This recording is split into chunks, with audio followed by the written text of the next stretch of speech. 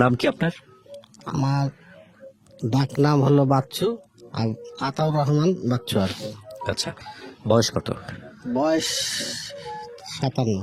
57 বছর বয়স। আপনি রেডিও শোনেন তার মানে? জি। নিয়মিত শোনেন, এবং আপনি এখানে আসার জন্য কবে থেকে ট্রাই করছেন এই গল্পটা এই বলার? গল্পটা আমি প্রায় 2-2.5 বছর থেকে শুনি রাত্রে। রাতের বেলা।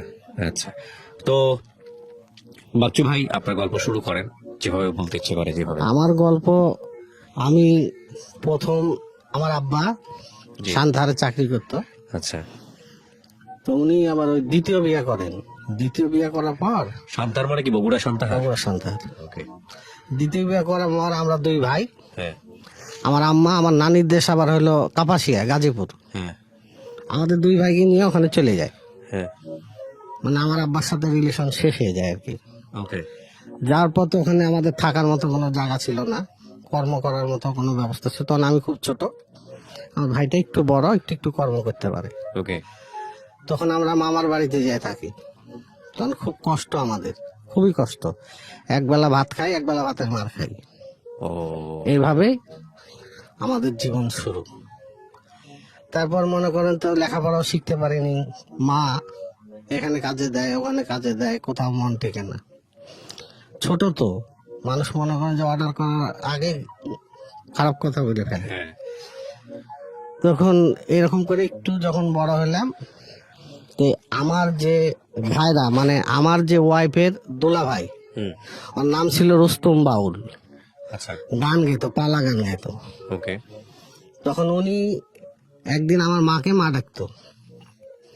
তো আমার মা বললো যে, এই রুস্তম, একদিন আমাদের বাড়িতে গান গাবি, আমরা সবাই মিলে কিছু টাকা তোকে দিব। হুম। তখন উনি আমাদের বাড়িতে যায়, গান গায়। সবাই 10 টাকা, 5 টাকা, 20 টাকা করে ওনাকে 100 টাকা দেয় আর কি। ওকে।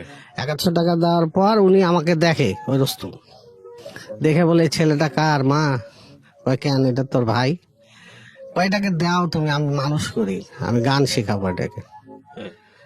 কয়, তুই লিবি, তুই লিয়ে যা। তো সেদিন বলে ওইভাবে চলে যায়। তখন মনে করেন যে একটু আমি শিয়ানা হয়ে উঠেছি আর কি। চলে যাওয়ার পর তখন আমাকে মা আবার খেতা কাপড় বাইন দেয় যে, যা তোর ভাইয়ের সাথে চলে যা। ওরা আবার ওই হাটে হাটে মানে গান গাইতো আর ওই ওষুধ বিক্রি করতো আর কি। তো গেলাম, যে ওনার ওখানে থাকলাম। এটা কত বছর বয়সের গল্প আপনার? এইটা তখন আমার মনে হয় 12, 13 বা 14 এরকম হবে। ওকে। তো ওনার বাড়িতে থাকি, ওই ভাবি এটা সেটা বললে করি, বাজার টাজার করি, হ্যাঁ। আর উনি ডাকলে যাই। তারপর একদিন দুপুরবেলা খাইতে বসছি, ওই শানকিটা একটু ভাঙ্গা ছিল, মাটির শানকি ছিল আর কি, মানে পুরো ভাঙ্গা। হ্যাঁ। তো খাইতে বসছি, তা আমি তো চিন্তাম না, ওর নাম হলো হাজারা, ডাকনাম। তো হঠাৎ করে যে বলছে রুস্তুম যে আছে, ওনার ওয়াইফকে, হ্যাঁ। যে এটা আবার কোত্থেকে ধরে নিয়ে আসলি। মানে আমার একটু মানে লজ্জা লজ্জা ভাব লাগলো। ওকে। এ বলছে, তোদের পাড়ার এই তুই চিনিস না? বলছে, না তো। তা আমাদের পাড়ার আমরাই চিনি না, যে বলে চলে গেছে। কিন্তু তখন ওই মানে পুরো মনে করেন একটা মানে যুবতী আর কি, মনে করেন যে শরীর স্বাস্থ্য, চেহারা, দাঁত, আর হাসলে গালটা কানা হয়ে যেত। ওই মানে এই টোল পড়া। হ্যাঁ, টোল পড়া বলে। চুল টুল লম্বা, কালো, মানে মাঝারি কালো আর কি, খুব একটা কালো না।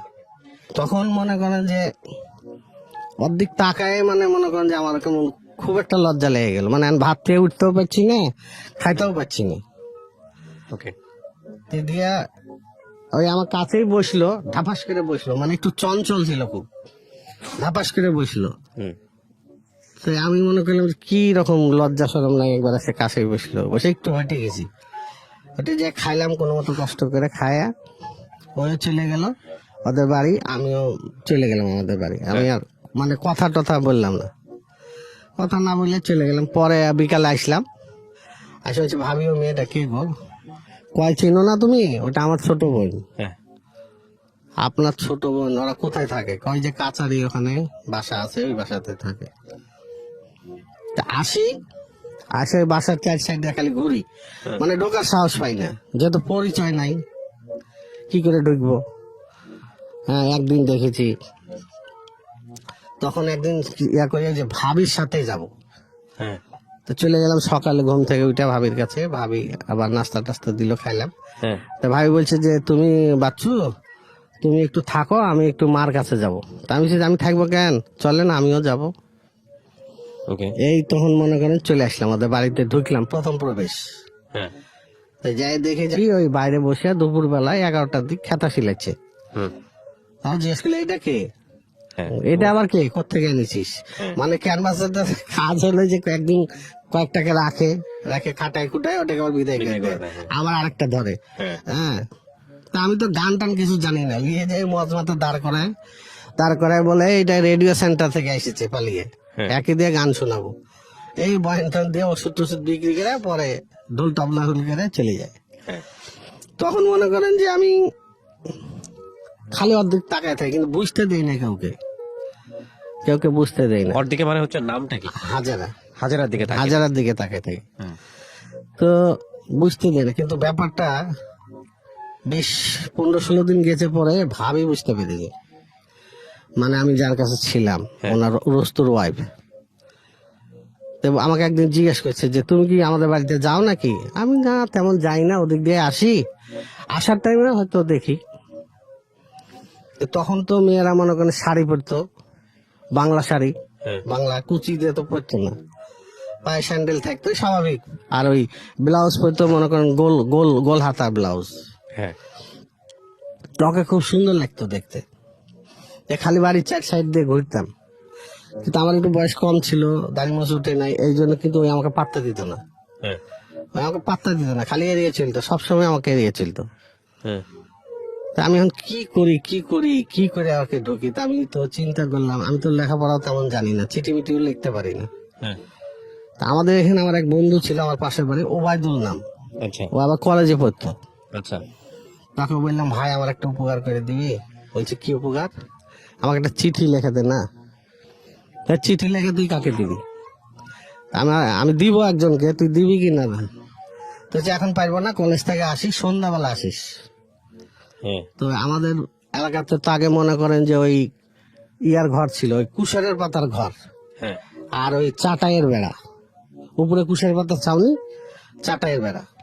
আর আমাদের বাড়িটা ছিল, মামার বাড়িটা কাপাসিয়া নদীর ধারে, ব্রহ্মপুত্র নদীর ধারে, ঈদের মাঠ ছিল পাশেই। সন্ধ্যাবেলা ওখানে গেলাম, যে বলছে যে কার কাছে চিঠি লিখবে আগে বল। তা আমি বললাম যে যে সিও সাহেবের বাড়ি আছে না, সিও সাহেবের বাড়ির পাশে যে আরেকটা টিনের ঘর আছে, ওই বাড়িতে একটা মেয়ে থাকে, ওর কাছে। তো কয় ওর নাম জানিস? আমি নাম তো জানি না। তো কি নাম দিয়ে লিখবি? কি লিখবি? তো ওই আমি মনে করেন ওগুলা বলে দিই, আর ওই লেখে। লাস্টে একটা অন্য নাম দিলাম, মানে রিনা। রিনা নামটা কিন্তু আমার দেওয়া, আর বাপ মার না। হ্যাঁ তাই রিনা দিয়া চিঠিটা লিখে পকেটের মধ্যে রেখেছি। তখন পাতলা শার্ট পরতাম, আর আমি খুব পাতলা ছিলাম, মানে একদম পাতলা, মানে যে পাতলা আর ওর কিছু আর পাতলা নেই, এত পাতলা ছিলাম। হ্যাঁ তো এই মনে কর চিঠিটা কোনা বাইর করে রেখেছি, মানে যাতে ও দেখতে পারে, চিঠিটা যেন ওই দেখতে পারে।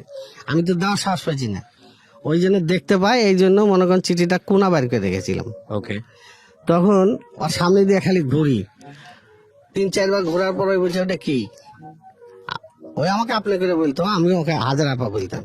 হ্যাঁ একটা জিনিস কাক দিবেন, আমি দিব কেউকে দিয়ে এক কথা দু কথা থাপ মেরে চিঠিটা নিয়ে নিয়েছে ওই পকেট থেকে। আমি তো চাইছি যে ওই লিক, কিন্তু আমি তো সরাসরি দিতে পারছি না। হ্যাঁ নিয়েছে, নিয়ে ঘরের ভিতর চলে গেছে।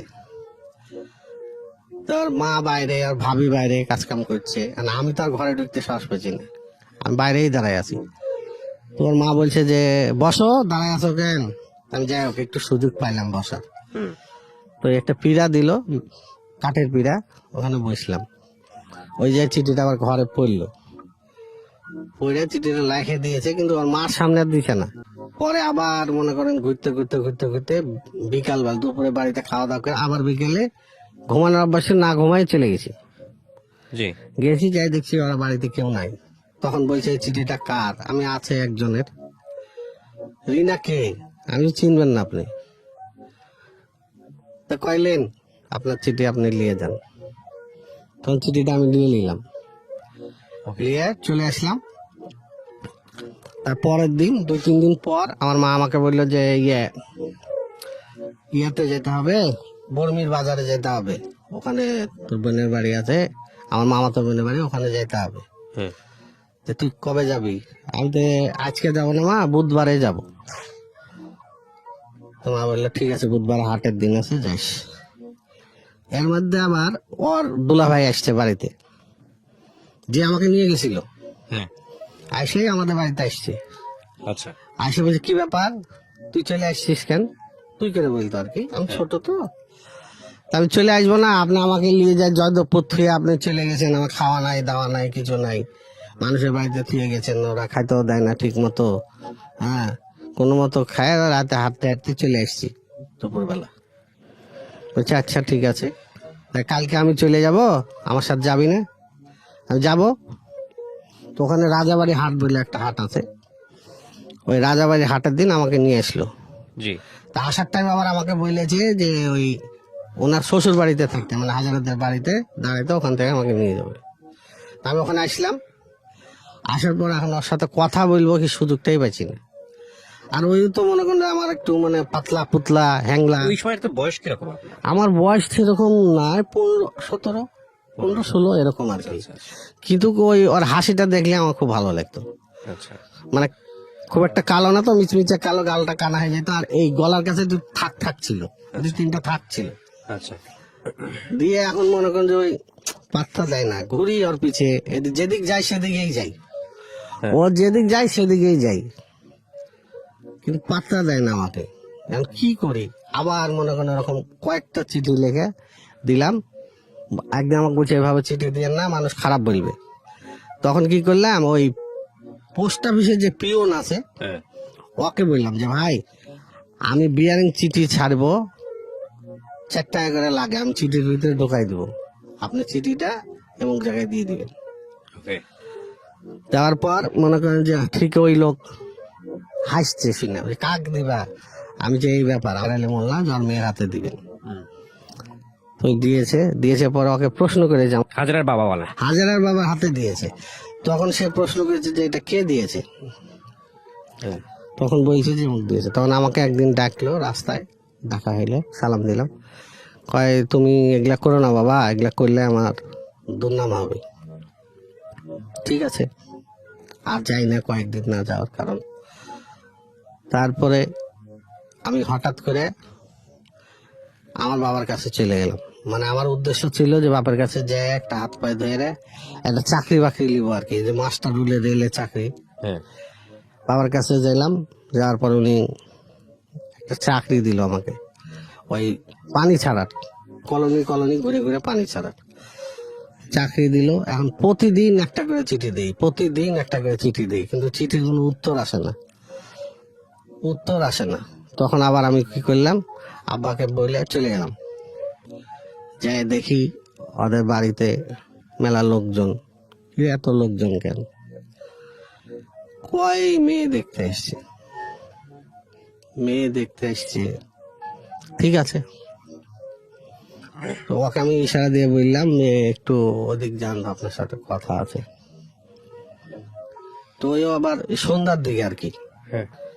আর ওইসব এলাকায় তো তখন কলা বাগানে ভর্তি ছিল। তো বলছে যে কে আসছে? বলছে পাবনা থেকে লোক আসছে, সব ওর চাচাতো ভাইরা। হ্যাঁ। তো কিসের জন্য আসছে? কয় জানি না। আমি জানেন না শুনলাম আপনার বলে বিয়া। কয় কে বলেছে আপনাকে? আমি তো শুনলাম, এতগুলো চিঠি দিলাম, একটা চিঠির উত্তর দিলেন না। কয় আমি চিঠি লাগার সুযোগ আছে আমার? একটা ঘরের ভিতরে বাপ থাকে, মা থাকে। হ্যাঁ, তা আপনি কি বলছেন? আমি যে দেখেন, আপনি কিন্তু বিয়ে করেন না, হ্যাঁ। আপনি বিয়ে করেন না, আপনাকে আমাকে অনুরোধ থাকলে আপনি বিয়েটা করেন না। কিন্তু বলছে না না, আমি এখন বিয়ে করবো না। ঠিক আছে, পরে আবার চলে গেলাম। দিয়ে আসলাম কিছুদিন পর, ঈদের টাইম। আচ্ছা। ঈদের টাইমে আসে ঈদের নামাজ পড়ছি, নামাজ পড়ে ওদের বাড়ি চলে গেছি। গেছি পরে ওর মা বসতে দিয়েছে, নাস্তা দিয়েছে, দিয়ে জিজ্ঞেস করছে কবে আসলা। তোর মাকে আমি মাওই দেখতাম আর কি, ওই সম্পর্কে মাওই দেখতাম। ওকে। দিয়ে হঠাৎ করে একদিন একটা ঝামেলা হয়ে গেল, মানে আমার মার কানে চলে গেছে। আর আমার মা ছিল প্রচন্ড রাগী, আমাদের গোষ্ঠীর মধ্যে সবাই ভয় করতো। সবাই কি ওই হাজারের মা বাবাও ভয় করতো, খুব ভয় করতো। মানে রাস্তা দিয়ে হাঁটলেই বলতো যে এই আসছে দরজাল, খানে দরজাল। মানে যেমন মুখ তেমন মনে করেন কথা, তেমন মনে করেন কোনো দিক দিয়ে কেউ মানে পাইতো না ওর সাথে, তেমন বুদ্ধি, খাটো জমি মানুষ। তো মা এসে বলছে যে এই যে আমার পোলাটা আপনাদের বাড়িতে সারাদিন বসে থাকে, আপনারা কিছু কর না। তখন ওর মা বললো আমরা কি বলবো, আসে বসে থাকে, ছোট মানুষ, কিছু বলা যায় না, বাইর করে দেওয়া যায় না। বলছে এইভাবে তো আমার পোলাটা আপনাদের বাড়িতে সারাদিন থাকে, কিছু বললেন। কারণ আমার শ্বশুর একদিন আমাকে বলছে বাবা তুমি এখানে আসো না। আমি কেন? হ্যাঁ, হাজারার বাপ বলছে এখানে আর তুমি আসো না। আমি কেন? বলছে বিভিন্ন মানুষ বিভিন্ন কথা বলছে, এখানে আসা তোমার ঠিক হবে না, আমার মান ইজ্জতের ব্যাপার। এই তো আমার আরো মাথা খারাপ হয়ে গেল। যাও একটু ঢুকতাম, দেখতাম, কথা বলতাম, দিয়ে সপ্তাহখানেক আর যাই না, খালি বাসার চার সাইড দিয়ে ঘুরি। এখন একদিন দেখছি ওই আবার ওই শীতের দিন শুয়ে আছে, ওই কাঠের জানলা, তো জানলার মধ্যে পাটা ঠেকাই রেখেছে। মানে আমি যখন বুঝতে পারি যে ওই বাড়িতে আছে, পাশ দিয়ে যাইতে আমি দেখলাম যে হ্যাঁ পা আছে। আর দেখলাম যে দুপুরবেলা এখন হয়তো কেউ নাই, দৌড়ে চলে এসছি। এসে বলছি কি খবর, চিঠি দিলাম, চিঠির উত্তরও দিল না, দেখাও করল না। তো বলছে যে আজকে পাবুর রাস্তায় অমুক জায়গায় যায় দাঁড়ান, ওখানে দেখা করবো। তো ওই বাজার থেকে প্রায় 1-1.5 কিলোমিটার ও আগে চলে গেছে, ঠিকানা বলে দিয়েছে। ওই আমি পরে চলে যেতাম, যে কথা টথা বললাম, মানে মেলা দূর তো, কেউ চিনতো না, কেউ কিছু বলতো না। এরকম যেদিন যেখানে যেখানে যাইতাম, যে রাস্তায়, ওই রাস্তার ঠিকানা বলে দিতাম, যে আজ এই রাস্তায় যা কথা বলবো, কাল ওই রাস্তায় যা কথা বলবো। এরকম করে কথা বলা শুরু হলো। এই তো চলতে থাকলো আর কি। চলতে চলতে একদিন হঠাৎ করে আমি রাজশাহী চলে আসবো। তা আমি গেছি ওকে বলতে যে আমি তো রাজশাহী চলে যাবো। তো বলছে আমাকে নিবেন? তুমি যাবা? তখন তুমি বলে ফেললাম। বলছে হ্যাঁ যাবো। তাহলে এক কাজ করো, তুমি আগে রাজাবাড়ি চলে যাও, আগের গাড়ি ধরে তুমি তখন ছিল আপনার পেট্রোল গাড়ি, কাঠবডি গাড়ি। তুমি আগে রাজাবাড়ি চলে যাও, আমি রাজাবাড়ি থেকে তোমাকে তুলে নিয়ে যাবো। তো ওই যে রাজাবাড়ি দাঁড়াইলো, আমি পরের বাসে আইসা ওকে তুলে নিলাম ওখান থেকে। এখন চিন্তা করছি কোথায় যাই, যাওয়ার তো জায়গা নেই, আর আব্বার কাছে তো এভাবে যাওয়া যাবে না। তখন ওকে নিয়ে আমার ভাইয়ের বাড়ি গেলাম। আমার ভাই মিরপুরে একে থাকতো, ঘড়ির মেকারি করতো, রেডিও টিভির ঘড়ির মেকারি করতো।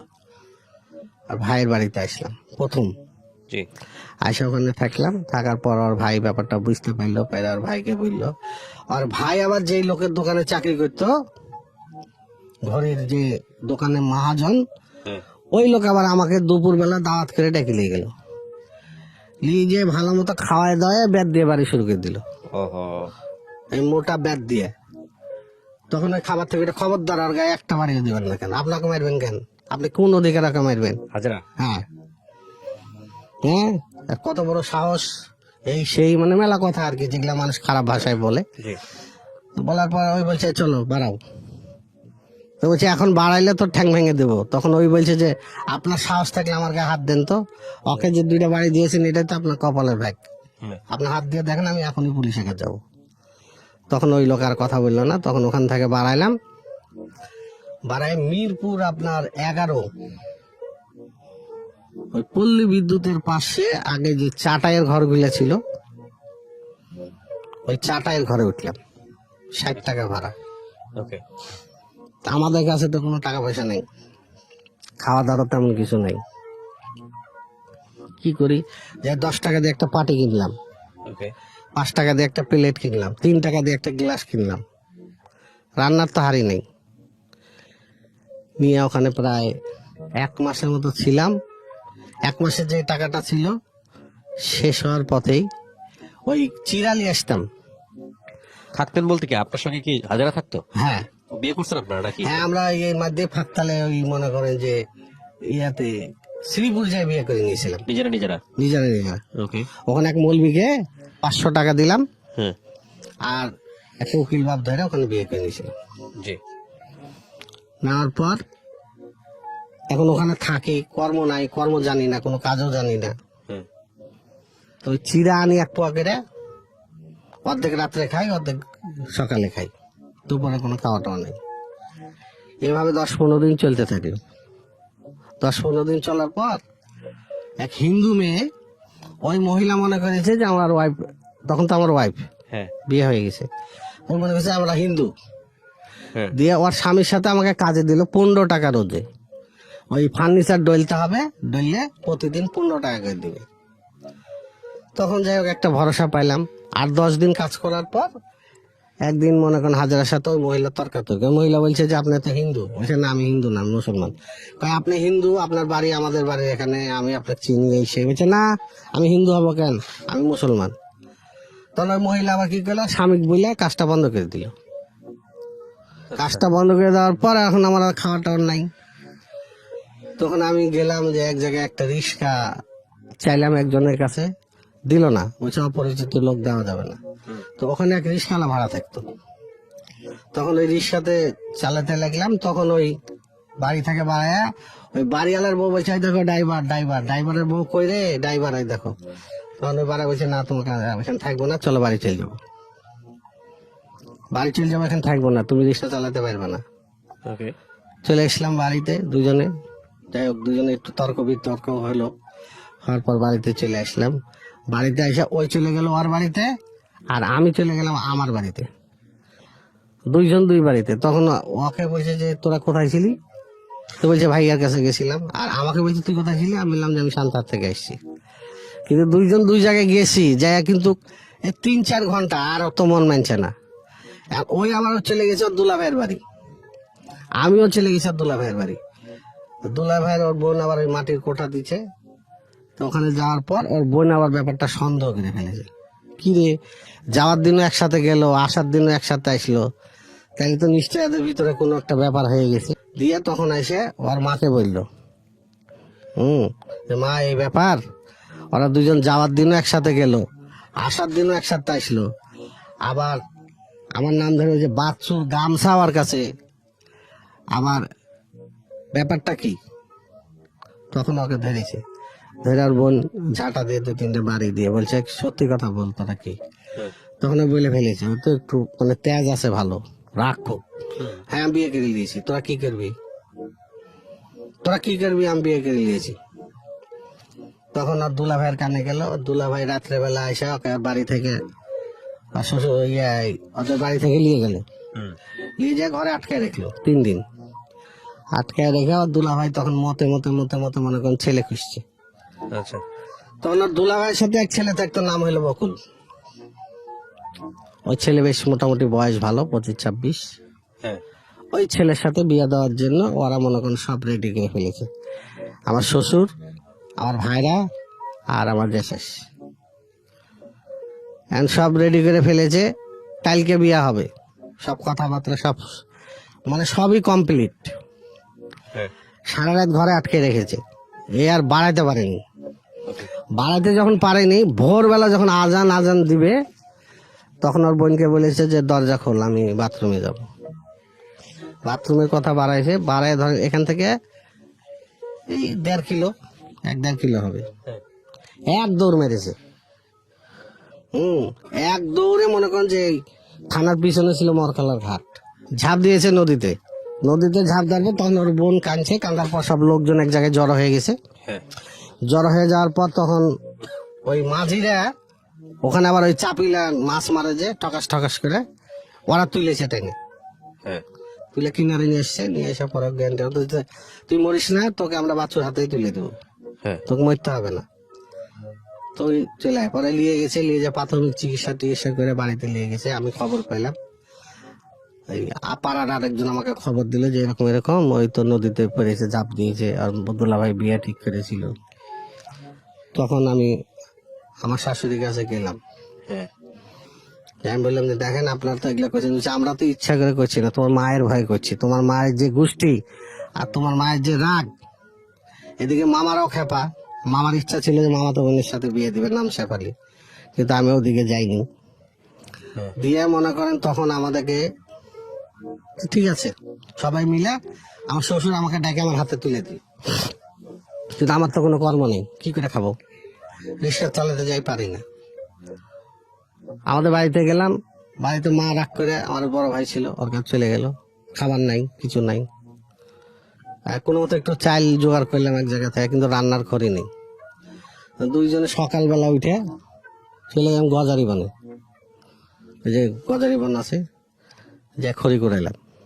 ওকে। খড়ি কুড়ায় আটি বানলাম। বান্ধে ওকে বললাম যে জঙ্গল যেটুক আছে এইটুক তুমি মাথাত করে নিয়ে যাবা, আর যখন গ্রামের দিক চলে যাবো তখন আমার মাথায় দিয়ে দিবা, তখন আমি মাথায় নেবো, কারণ তখন তোমার মাথায় দেওয়া যাবে না।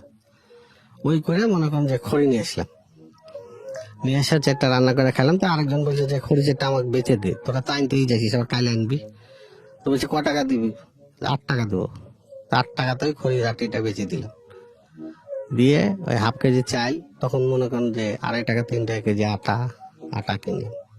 কিন্তু ঘরে আর কেউ জায়গা দেয় না, কেউ দেখতে পারে না আমাদের, মানে আমরা এমন এত অসহায় যে আত্মীয় স্বজন কেউ কথা বলে না, কেউ মানে আমাদের ছাওয়াটাও পছন্দ করে না। বাড়িতে ধুমধাম খানা হয়েছে, ইয়ে হয়েছে, আমরা 2 স্বামী স্ত্রী না খাই শুয়ে আছি, কেউ ডাকেও না। আমার মামার ঘরেই রান্না বান্না হচ্ছে, মেহমান এসছে খাইছে, আমাদের কেউ ডাকে না, না খেয়েই শুয়ে আছি। তার পরের দিন ঈদ, আমার ভাই একটু দূরে থাকতো, তো আমি বললাম যে কি করব, ঈদের দিন তো খাওয়ার কিছু নাই, চলো ভোরবেলা উঠে ভাইয়ের বাড়ি যাই। তো চলো, এই হাঁটা দিলাম প্রায় 12 মাইল রাস্তা হেঁটে গেলাম। যে কেবল বাড়িতে উঠেছি, আমার পরনে একটা ভালো লুঙ্গি নেই, ছিঁড়া লুঙ্গি দেখে লুঙ্গিটাকে ডাবল করে গিট্টু দিয়েছে। আর পরনে একটা ভালো শাড়ি নেই, এই 30-35 টাকা দামের শাড়ি। ইয়ং মেয়ে, ভাবি দেখে আর তো মনে করেন হাড়ি পাতিল যা ছিল ভাঙ্গা শুরু করে দিয়েছে। মাও আছে ওখানে, মা বলছে কাইন স্যার বলছে কি করতে আসছিস, সেটা খাওয়ার জন্য এত কষ্ট করে আসছিস এখানে ঈদের দিন। তা আমি আর কথা বলছি না, কয় যা চল যা, এনে থাকিস না। তো মার কাছেও পয়সা করে ছিল না, এই 1 টাকা না 5 টাকা ছিল মার কাছে, ওরাই আমাকে হাতে দিয়ে বললো চলে যা, থাকিস না এখানে, থাকলে আর অশান্তি হবে। কিন্তু ভাইও একটা মুখের কথা বললো না, যে কোথায় যাবি তোরা, ঈদের দিন আসছিস, খাই দেয় কালকে চলে যাস, কেউ কিছু বললো না। তো এই সকালে গেছি, আবার হাইটে আসতে আসতে মনে করেন 6 মাইল আসতে আসতে প্রায় দুপুর হয়ে গেছে, প্রায় 12টা বেজে গেছে, 12টা-1টা বেজে গেছে। তো এবার বলছে খুব পানি তেরাস লাগছে, তাই বললাম যে এক কাজ করো, ওখানে একটা বট গাছ আছে, ওখানে বসো, একটু মুড়ি আর ইয়ালি আসি চানাচুর। তো ওখান থেকে 6 আনা দিয়ে 4 আনার মুড়ি আর 2 আনার চানাচুর নিলাম, নিয়ে দুইজনে বসে থেকে খাইলাম, খায়া পানি টানি খায় আবার হাঁটা দিলাম। যাই শ্বশুর বাড়িতে উঠেছিলাম, উঠছি পরে তো ওখানে ওরা গালাগালি করলো। তো আমাকে বললো যে তুমি এক কাজ করো, তুমি তোমাদের বাড়িতে চলে যাও, আমি এখানে কদিন থাকি, পরে যে কোনো একটা ব্যবস্থা হবে না। ঠিক আছে, চলে আসা কদিন পর আমি আবার চলে গেলাম মনে করেন যে আমার বাপের কাছে যাওয়ার পর বাপ আবার আমাকে একটা চাকরি দিল মাস্টার রুলে পার্বতীপুরে। কিন্তু আমার মা অলরেডি একে আটকে দিয়েছে, দিয়ে বলছে শোনো, ওই ছেলে দিয়ে তোমার সংসার হবে না, ওর বয়স কম, ওই আরেক মেয়ে দেখে পাগল হবে, শহরে টরে থাকে, আমি তোমাকে টাকা পয়সা খরচ করে ভালো জায়গায় বিয়ে দেবো, তুমি আমাকে ছেড়ে দাও। তখন যখন এগুলা বলা শুরু করেছে, তখন থাকে কিন্তু আপনার হলো মাও না। তখন এ আবার চিন্তা করেছে এক বিপদ থেকে এসে আরেক বিপদে পড়লাম, এ আবার এখান থেকে গেছে কি, তো ওই জীবনও ট্রেনে ওঠেনি। রাত্রের বেলা ওই যে পার্বতীপুরের যে ঠিকানা আছে চিঠির, ওই ঠিকানার চিঠিটা হাতে নিয়ে এই পালাইছে, পালাই যে এক বাড়িতে উঠেছে, ওই বাড়িওয়ালা আবার রাতটা রেখে সকালবেলা ওই বাড়িওয়ালা ছেড়ে দিয়েছে। ওখান থেকে হাঁটতে হাঁটতে 30 সাল গেছে, 30 সাল থেকে এক বাসে উঠেছে, উঠে ময়মনসিংহ গেছে, ময়মনসিংহ যাওয়ার পরে চরপাড়া যাওয়ার পর এক রিক্সাওয়ালা নিয়ে যে স্টেশনে নামাইছে, ওখান থেকে নিরাপত্তারা গাড়িতে তুলে দিয়েছে। পার্বতীপুর যায় ওই চিঠিটা স্টেশন মাস্টারকে দেখাইছে, তখন বাজে সকাল 10টা, আর আমি তো অলরেডি ডিউটিতে যাবো। তখন ওই চিঠিটা দেখানোর পর বলছে বসো, তখন ওই পিয়ন পাঠাই দিয়ে আমাকে বলছে যে আপনার নাম বাচ্চু, যে হ্যাঁ, বলছে আপনার বউ আসছে। আমি তুই আর কি করেন নাকি, আমার বউ তো জীবনে কোনোদিন ট্রেনেই ওঠেনি, এখানে আসবে কি করে, আর ঠিকানা জানে, রংপুর দিনাজপুর এগুলো চিনে, পার্বতীপুর এগুলো চিনে না। পরে যাই দেখেন, হ্যাঁ সত্যি যাই দেখছি ওখানে হাউ মাউ করে কাঁদছে। আর কি করি, 150 টাকা দিয়ে একটা বাসা নিলাম, বাসা নিয়ে থাকলাম, হাড়ি পাতিল নাই। ওই আমি যখন যাই তখন আমার প্যান্ট শার্ট গুলো পরে ওই গোসল করে বসে থাকে। আমার প্যান্ট শার্ট গুলো পরে বসে থাকে, আর পাড়ার মেয়ে ছেলেরা এসে ভিড় করে বাড়ির ভিতরে। আবার আমি যখন এসে গোসল করি তখন ওর কাপড়টাই পরে। আর একটা পাতিলে যা ভাত চাল যা ডাইল টাইল যা আছে তাই দিয়ে রান্না খাই। আর পুরাতন দুইটা প্যান্ট ছিল, ওই প্যান্ট দুটাকে কাইটে সেলাই করে মধ্যে দিয়ে ওটাকে চাদর বানিয়ে ওখানে শুয়ে থাকি দুজন মিলে। হঠাৎ করে আমার মা আসলো, এসে বলছে তো তোর বউ আমার টাকা পয়সা নিয়ে পালাই এসছে। আমি বলছি না, এটা আমি কোনোদিনও বিশ্বাস করি না। ও না খায় থাকলেও এগুলা করবে না, তুমি এটা আবেগে বলছো। দিয়ে যাই হোক, আমাদের বাচ্চাটা পেটে আসলো, প্রথম ছেলে পেটে আসলো। তখন এরশাদের আমল আসলো, জিয়াকে মেরে দিল, তখন চাকরিগুলো সব বন্ধ করে দিল। তখন তো আরো অসহায় হয়ে গেলাম। বাড়ি গেলাম, যাওয়ার পর মনে করেন যে বাড়িতে আমাদের বসতেও দেয় না, কথাও বলতে দেয় না। মানুষের রান্না করে, মানুষের বারান্দায় এখানে সেখানে থাকে বাড়ি। আর কর্ম খুঁজি, কর্মও পাই না। তখন 10 টাকা জমা রিক্সা, কাবাসিয়াতে একটা রিক্সা নেই, কাঁচা রাস্তা বালুর রাস্তা, টানতে পারি না। ওই 7 টাকা 8 টাকা যাই হয় খাই, আর মানুষের ঘরে ঘরে ঘুমাই। আর ওই ছেলেটাকেও পেট ভরে খাইতে দিতে পারি না। ওই একটু সুজি জাল দিয়ে ওকে অর্ধেক খাই, আর আমরা দুজন মিলে অর্ধেক খাই, খায় রাত্রে থেকে যাই।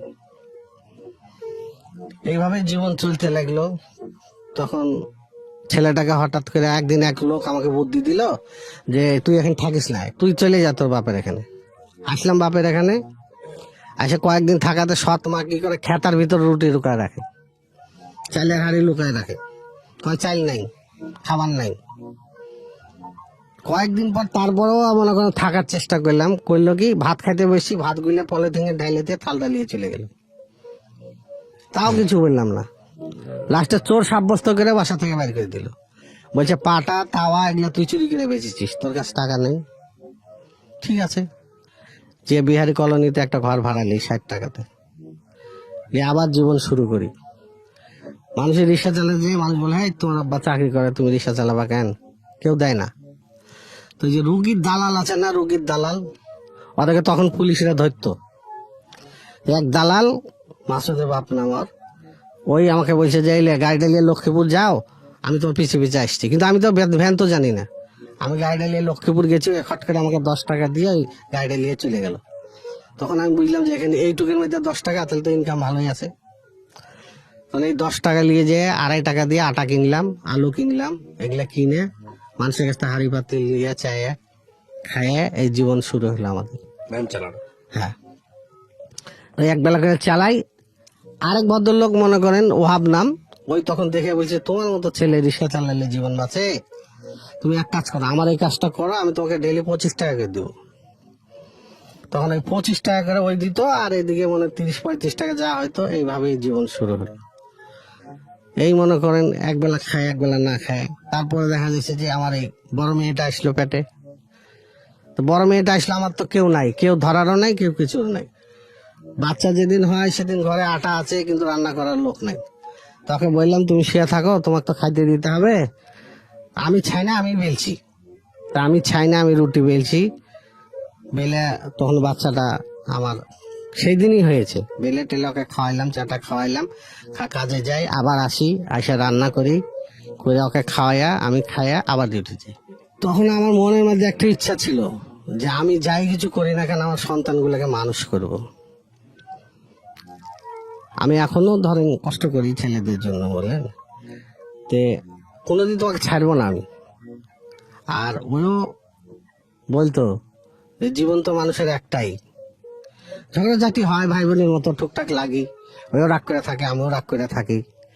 হ্যাঁ, কিন্তু বাকি জীবনটা আমাদের খুব কষ্টে গেছে। এখন আল্লাহর রহমতে ধরেন ছেলে পেলে বড় হয়ে গেছে। ছেলে পেলে আল্লাহর রহমতে খুব কষ্ট করে শিক্ষিত করেছে। ছেলে পেলে যখন বোনেরা স্কুলে যেত 2 টাকা হাতে দিতে পারতাম না। এক মেয়ে এখন অনার্স পাশ করে এক চাকরি করছে, এক মেয়ে ঢাকা ভার্সিটিতে আছে, বাবা। আর 2টা মনে করেন যে একটা MA পাশ করে বিয়ে হয়েছে, একটা আই পাশ করে বিয়ে হয়েছে। কখনো মন খুলে এদের কাছে গল্পগুলো বলছেন? না, আজকে এই গল্পগুলা ওরা শুনবে। এমনও দিন গেছে আমরা তো স্বামী স্ত্রী শুধু কচুর শাক খেয়ে থেকেছি, খাবার ছিল না। কখনো সন্তানদের বলা হয় না এগুলা? একটা কাপড় 2টা কাপড় ছিল, একটা কাপড় করে আমার পরেছে। দুইটা কাপড় একসাথে জুড়ে দিয়ে। কত বছরের সংসার আপনাদের? 42 বছর 42 বছর সুখ দুঃখে একসঙ্গে আছেন। একসঙ্গে আছি। আপনি এই গল্পটা কেন বললেন আজকে রেডিওতে?